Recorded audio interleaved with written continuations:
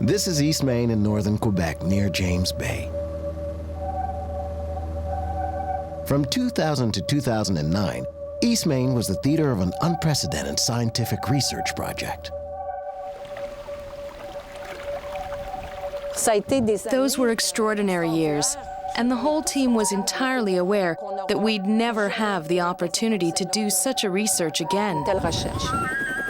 The scientists' mission was to find out exactly how much greenhouse gas is emitted by a hydroelectric reservoir located in the Boreal region. With the Eastmain-1 project, we went a little further. We wanted to assess the net emissions, which are the emissions from the reservoir minus those from the natural environment. This is an international approach that was entirely new. We tend to forget that natural environments emit greenhouse gases. Oceans, rivers, most lakes, as well as soil, produce the three main greenhouse gases: carbon dioxide, CO2, methane, CH4, and nitrous oxide, N2O. These gases are part of the miracle of life on Earth, since they retain the heat of the sun, like a greenhouse. If it were not for CO2, CH4, and N2O, the average temperature on our planet would be around minus 18 degrees Celsius, about minus 4 degrees Fahrenheit. So our natural environment both produces one of the main greenhouse gases, carbon dioxide, CO2, and absorbs some of the gas in the atmosphere. This is called the carbon cycle, and it is vital to life on Earth. But since the beginning of the Industrial Revolution, with the growing use of fossil fuels such as coal, oil, and natural gas, and even industrial livestock production, we've been producing more greenhouse gases than nature can absorb. Today, these greenhouse gases accelerate climate change, and they're a serious threat for our ecosystem. Since our civilization increasingly relies on energy, it has become vital to know how much greenhouse gas hydroelectricity produces compared with other sources of energy.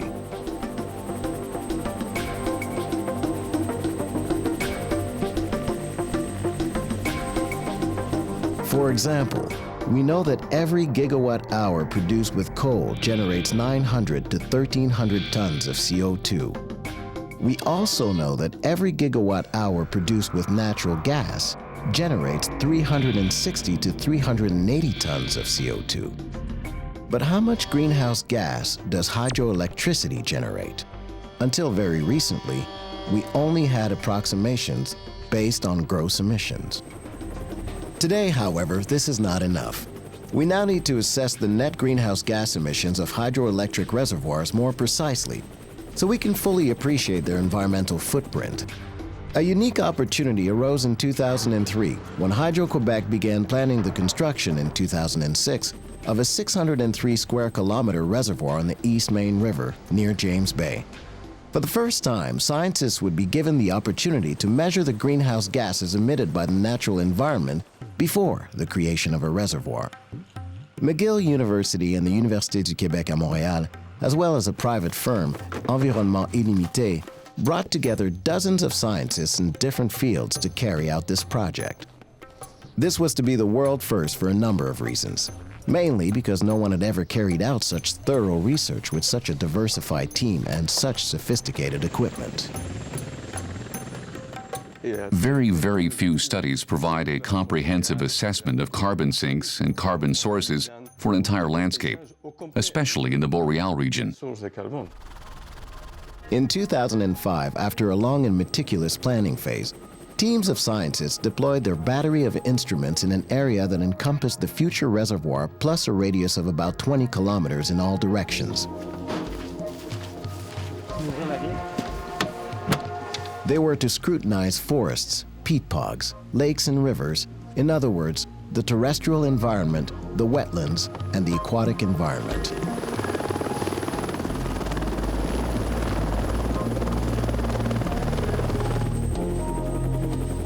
This was no small task in such a remote area, when you're more likely to meet a bear than a human being.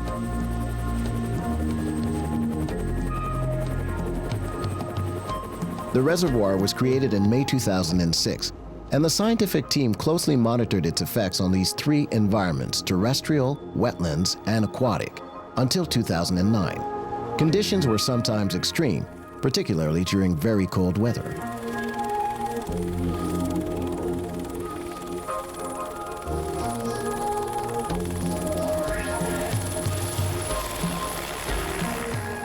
The major challenge the scientists faced was the great diversity of environments that were underwater once a reservoir was created.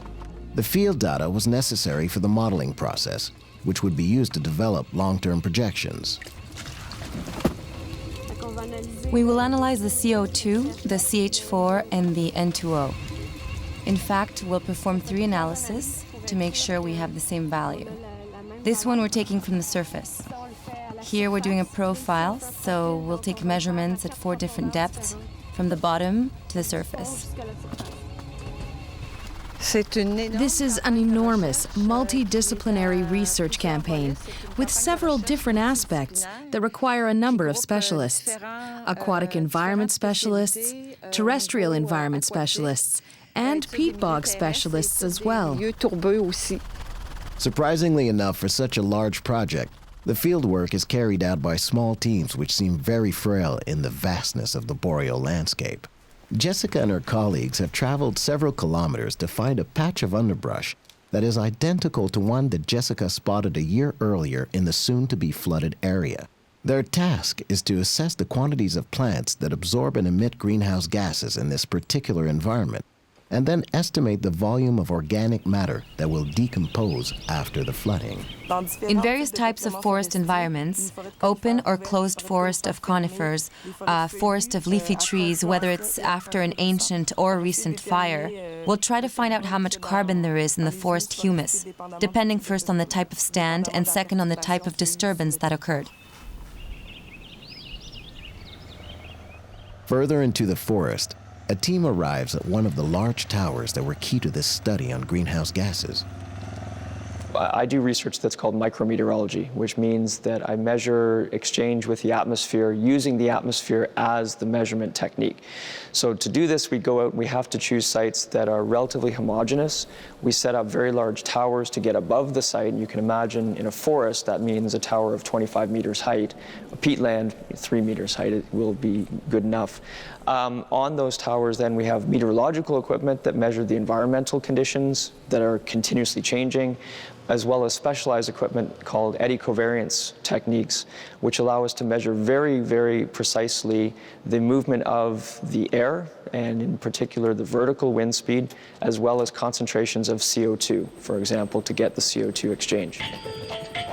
In fact, this research could never have been carried out without 21st century technologies and means of communication. Fires are another natural factor that is easily overlooked when speaking about greenhouse gases in forests. A forest on fire can release as much greenhouse gas in a few hours as it would in a whole century under normal conditions. If one is accounting for the forest fires, by building a reservoir, you no longer would have forest fires because the forests are covered. So in that way, you're burying some of the carbon that would be burned. But the alternate is that you're also, while the reservoir is there, you're not taking carbon up at all by photosynthesizing. So the calculation of that's a very tricky one to do. And you have to take into consideration how often the forest burns, what is the biomass that's in a forest at the time it burns, and then calculate that into your models. Because of the nature of the soil and the decomposition of plants in lakes and rivers, aquatic environments are actually net emitters of greenhouse gases. The Eastmain-1 research team therefore examined 3 types of aquatic environments: natural lakes outside the hydroelectric power project, lakes and rivers located in the area to be flooded, and finally, a test reservoir that was created in the mid-80s, Opinaka Reservoir, which was estimated to have achieved a form of equilibrium. Delphin's team is measuring and documenting the greenhouse gases emitted by a natural lake using what is called a floating chamber. At the same time, Valérie and her team are performing exactly the same analyses, right in the middle of Eastmain Reservoir. Fieldwork, however, is just the tip of the iceberg. Once the data is collected, a whole battery of lab tests is carried out. For example, Scientists want to know where these greenhouse gases were before they were trapped in a lake or a peat bog. By examining the atoms these gases are made up of, the isotopes, as they are called, they will be able to travel through time and find out. Some samples will also be used to quantify bacterial activity, a major factor in the production of greenhouse gases. Compared with reservoirs located in tropical regions, reservoirs in boreal areas generate less greenhouse gas because the bacterial activity is much less intense.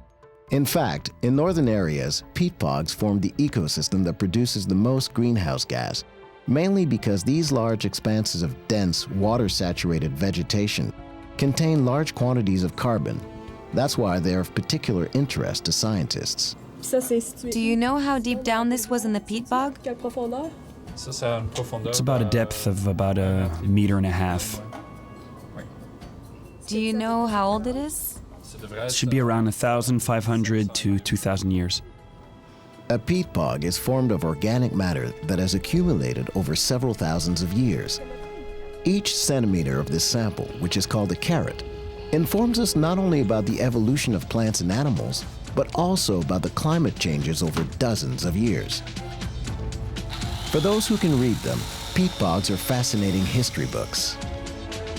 Until winter, one team after another spends time on the peat bogs to measure the carbon mass that's been stored here for 7,000 years. This research has never been done before.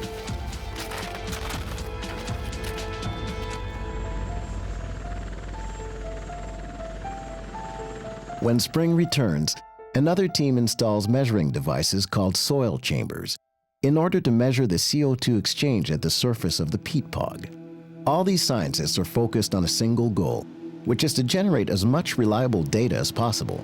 This way, the modeling will tell us very precisely how much greenhouse gas the natural environment and the reservoir together will produce over the next 100 years, which is the operational lifespan of a hydroelectric reservoir.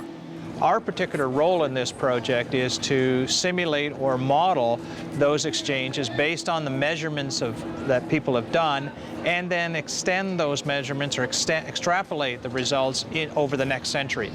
That is why these scientists fed as much field data as they could into their models. They wanted to make them as accurate as possible.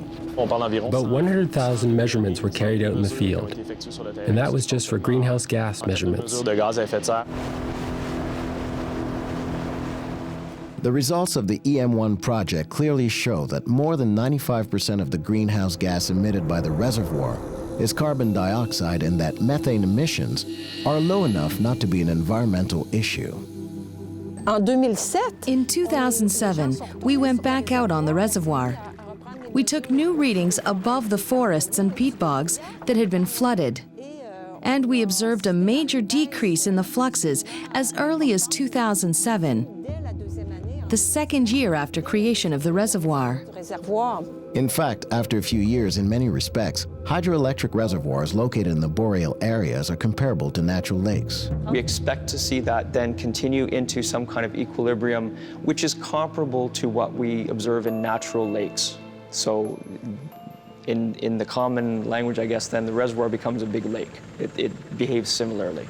The scientists that worked on the EM1 project came to a conclusion that was crystal clear. Of all the power generation methods, hydroelectric reservoirs located in boreal areas are among those that produce the least greenhouse gas. True, at first there were important quantities of greenhouse gases. However, you operate a hydroelectric reservoir for decades, not just a few years. So, once you distribute the greenhouse gases over the useful life cycle of the reservoir, you find that it emits far less greenhouse gases than any other power generation mode. This 7-year project clearly shows that the Eastmain-1 reservoir has little impact in terms of the carbon cycle on the watershed and on the surrounding area. Right now, when we observe the surface of the Eastmain-1 reservoir, we see that given the energy it generates, it emits very little greenhouse gases, far less, in fact, than thermal power plants. At a time when climate change represents one of humanity's major challenges, this research project is a world first, and its results are sure to spark interest among research scientists around the world.